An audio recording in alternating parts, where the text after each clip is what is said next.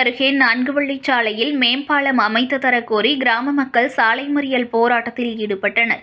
மயிலாடுதுறை மாவட்டம் சீர்காழி அடுத்த புத்தூர் ஆனந்த் கூத்தன் பகுதியில் உள்ள 4 வழிச்சாலையில் மேம்பாலம் அமைத்து தரக்கோரி ஆனந்த் கூத்தன், கடுக்காய் மரம், சோதியக்குடி, மடப்புரம், சிதம்பரநாதபுரம், கொன்னங்காட்டு படுகை, கீரங்குடி, மாதிரவேலூர் உள்ளிட்ட பல்வேறு கிராமங்களைச் சேர்ந்த கிராம மக்களின் நீண்ட நாள் கோரிக்கையான 4 வழிச்சாலையில் மேம்பாலம் அமைத்து தர கோரிக்கை விடுத்து வந்த நிலையில் பூண்டியாங்குப்பம் முதல் சட்டநாதபுரம் வரை 4 வழிச்சாலையில் பணிகள் முடிந்து போக்குவரத்து பயன்பாட்டிற்கு திறக்கப்பட்டு உள்ளது. இந்த நிலையில் ஆனந்தக்கூத்தன் பகுதியில் 20க்கும் மேற்பட்ட விபத்துகள் 4 வழிச்சாலை சந்திப்பில் நடைபெற்றதால் மேம்பாலம் அமைத்து தரக்கோரி 200க்கும் மேற்பட்ட கிராம மக்கள் 4 வழிச்சாலையில் சாலை மறியல் போராட்டத்தில் ஈடுபட்டனர்.